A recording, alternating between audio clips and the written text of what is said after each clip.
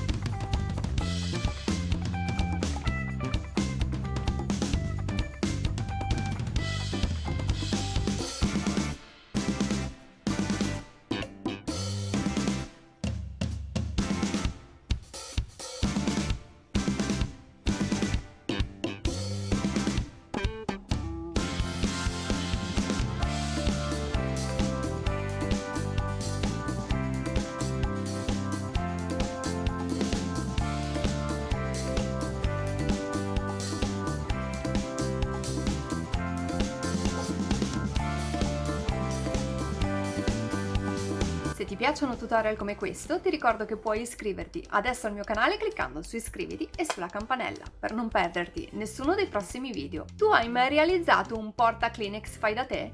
Fammelo sapere nei commenti. Puoi anche mandarmi le foto delle tue creazioni tramite Instagram o Facebook. E se questo video ti è piaciuto potresti lasciarmi il tuo like e poi condividerlo sui social. Io ti ringrazio fin da ora. Noi ci vediamo alla prossima. Ciao, sono Letizia. Nel tutorial con le tue mani un bellissimo porta Kleenex. Tu ovviamente se non riesci a trovare una confezione di questo tipo, vabbè. Se ti piacciono tutorial come questo, vabbè. Se ti piacciono tutorial come questo, vabbè, modo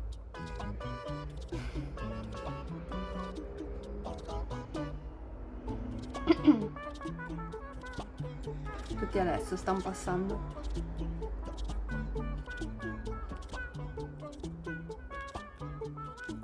Se ti piacciono tutorial come questo, ti consiglio